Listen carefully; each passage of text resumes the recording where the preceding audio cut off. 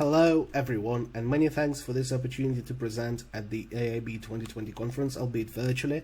My name is Savva Shanaev, and today I'm presenting a paper I've co-authored with my colleague Roseline Wanjiru, and in this paper we investigate some new evidence on the institutional causes of economic growth.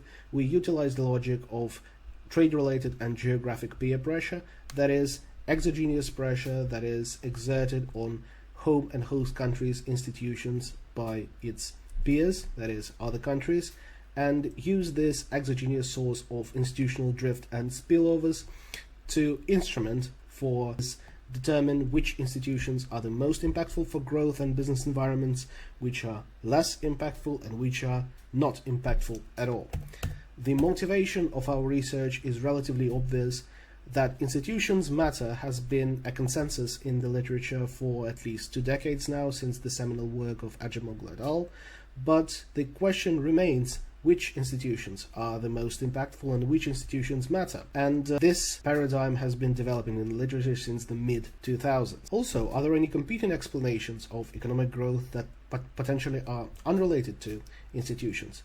Maybe it's human capital or geography or culture. Empirical research needs to account for that at all. The main empirical issue, a technical issue that econometricians always encounter when trying to estimate causal effects of institutions on economic growth, is endogeneity. It is reasonable to assume that, for example, democracies can grow higher than non-democracies. But maybe the reverse is true. Maybe it's richer countries that has grown to some level of income, and then they can afford themselves to implement democratic institutions. It has been a relevant model of institutional endogeneity in the literature at least since the 1950s, since the prerequisite to democracy theories of Lipset, and there are even newer models developed in 2000s and even very recently on idea traps and endogenous political cycles, when agents make economic and political decisions at the same time, and therefore one cannot treat institutional outcomes and economic outcomes independently. And if we turn to international business literature, we will find long-established traditions on institutional spillovers and institutional drift that acknowledge the importance of institutional change, and that is, it's not independent of economic outcomes. So we can't just utilize OLS to estimate the institutional impact on growth, for example. So what to do? The go-to technique for at least 20 years has been instrumental variables. That is, you use some theoretically exogenous variable to instrument for institutions and then run a 2-stage least squares regressions. But the issue is here that there are too few good instruments to potentially instrument for too many candidate institutions. There are more than 20 various institutional factors and variables that are regularly calculated to represent the development of institutions in pretty much all countries in the world through different dimensions. And if we talk about good and verified instruments that can be used, it's probably less than 5. The most commonly used ones are obviously settler mortality and initial population density that are related to the colonial origins of development. Legal origins dummy is also popular, that represents either English or French legal tradition. And recently, Protestant missions have been an important variable to instrument either for human capital or democratic institutions. Some studies also use linguistic, that is, how many people speak a foreign language, for example English, and resource-related instruments, that is, resource abundance through the well-known resource curse theory can negatively impact institutions and therefore can be used as an instrument, but those are clearly endogenous as linguistic variables, that is, foreign language acquirement is undeniably correlated with human capital, a prominent competing explanation, and resource-based instruments are endogenous basically by definition, as natural resources go into production functions directly, so they can cause growth just by being there and being used for production. Even some of the more reliable instruments like Protestant missions can fall into the same trap, as we don't really know what do they cause. Do they cause democracy? Do they cause human capital? Do they cause both? There are compelling arguments for all of these viewpoints. For settler mortality and initial population density, notable issues are data availability and measurement errors, because you need to consult data sources that are very old and sometimes that are not really comparable across countries. That leads to a lot of questionable assumptions being done on data analysis stage that can compromise the validity of the results. Recently, purely technical, econometric issues surrounding instrumental variables estimations have been brought up. They mostly revolve around instrument endogeneity, a little difference between TSLS estimators and OLS estimators that implies that either TSLS is not useful in resolving endogeneity, doesn't fully do that, or that there is little point in resorting to TSLS estimations if regular OLS will yield the same result.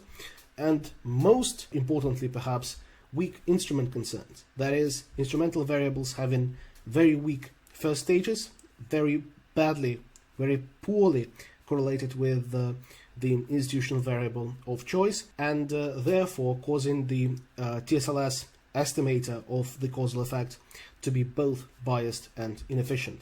That is, very unreliable overall. So the question is, can something be done to address these issues, perhaps even all of them in one go? And we argue that perhaps yes. We use the very common narrative of institutional spillovers and institutional drift in host and com countries. That is, host and com countries' institutions can theoretically be influenced by their neighbors, so countries that they border, and trade partners, so countries that they trade with. Why might it be the case? Well, some famous historical case studies can be embargoes and trade sanctions against South Africa in the 90s, helping to end apartheid. Going even further back in history to perhaps a less optimistic example can be the famous Prague Spring in 1968, when Soviet tanks in Prague prematurely ended the democratic experiments of Czechoslovakian leader Alexander Dubček. If we turn to more recent examples and some that are related to international business practice directly, we can remember concerns surrounding fair trade and race to the bottom, when countries that trade with their partners that have lower standards of labor market regulations or health and safety can pressure the trade partners to regulate those areas more stringently, and perhaps vice versa. So we use those two lines of reasoning to construct two different sets of instrumental variables based on trade pressure. That is, an export-weighted institutional variable across all trade partners, using data on bilateral exports flows from International Trade Center, and geographic pressure, which is the same logic. You weigh the institutional measure alongside all countries, but here it would be proportional to the inverse distance between capitals of these countries. So here, as data input, we just need latitudes and longitudes of capital cities to compute these distances. Our institutional data is very extensive. We utilize 26 institutional variables. Half of them come from Heritage Economic Freedom Index, the index itself, and 12 constituents of it. All 9 variables from World Justice Project. 2 of the most famous variables from Polity Project, that is the Polity Democracy Index itself, and the constraint of the executive, that is commonly used in empirical macroeconomics research on causal effects of institutions. The ease of doing business variable from World Economic Forum, and the legal origins dummy from Laporte et al. We construct unique instrumental variables for each of those 26 institutions using 2 methods, trade and geographic. And then we proceed to 2-stage least squares regressions with the natural logarithm of GDP per capita as our dependent variable. First stage regressions, as can be seen, have sufficiently high R squared. On the example of property rights, we can see that the R squared for economic and geographic pressure is 0.15 and 0.32 respectively, with institutional variables really being correlated with pressure that is exerted on countries by their trade partners or by their geographic neighbors. And here the result is presented in a table for selected variables, 7 out of 26. For the whole picture, please check the tables in our preprint that's publicly available. But here we need to address one notable concern of instrument exogeneity, particularly in case of economic pressure. Why should a country converge institutionally to its trade partners when it can just amend its trading partner mix to trade with someone whose institutions resemble your own to greater extent? Thankfully, we can test that using periodically reported heritage data on economic freedom indices. 9 out of 13 variables are available throughout the period from 1995 until 2019, and we can calculate what was the influence on a set of countries that reported the variables throughout in 1995 and directly test for institutional spillovers.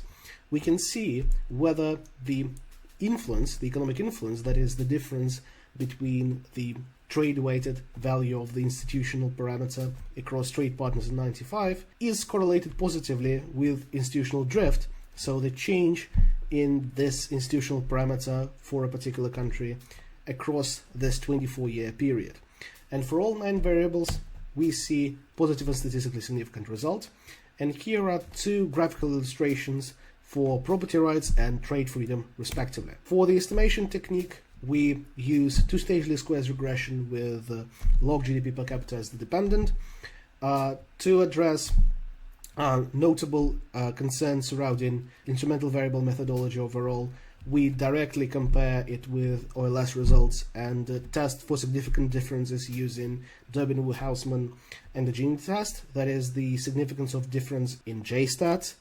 We address the weak instrument concerns by checking Craig-Donald F-stats and verifying that they are greater than 10, which means that the bias of instrumental variable estimators are less than 10%. The higher the stat, the better. As a robustness check, we also include human capital, the most frequently cited alternative cause of growth apart from institutions, as a covariate, and we measure human capital according to Barrow and Lee years of schooling measure, as this is the most widely used and the most statistically significant measure of human capital available. Here are our baseline TSLS estimation results for selected variables. Again, 7 selected institutions out of 26. Check our preprint for the full output. We report that instrumental variable estimates are positive, significant, and significantly higher than OLS estimates as per the Durbin-Hausmann endogeneity test. Craig-Donald F-stats are also remarkably high. Most of the time they are even higher than 20, which means that the bias in TSLS coefficients is less than 5%, which is totally acceptable, and it signifies more than sufficiently strong first stages. The effect is robust when we consider either economic or geographic pressure. The effect persists for most of the institutions when we also include the human capital covariates. Out of the institutions considered, the significant ones in descending order of the significance of the effect are government integrity, financial freedom, economic freedom, absence of corruption, property rights, trade freedom, judicial effectiveness, and investment freedom. Those 8 institutional variables out of 26 are the most economically and statistically significant and are robust to human capital covariates. Our paper proves that external pressure is indeed critical in explaining institutional spillovers and institutional drift, and this pattern can be extremely useful in constructing instrumental variables to unbundle the effect of various institutions. And using this methodology, we have established that financial institutions, property rights protection, and absence of corruption are the most important for establishing a favorable business environment and for guaranteeing beneficial economic and business outcomes. This has crucial implications for strategic business managers that are operating in different institutional environments, and also to policymakers in home and host country contexts when reforms are designed to improve business environments and attract multinational enterprises. To correspond with the authors further, we welcome any comments or suggestions. We will be present at the live author showcase at 6th of July from 9 to 10 a.m. Universal Coordinated Time, and please don't hesitate to email us or check our preprint at SSRN. Thank you very much, and I'm looking forward to your questions.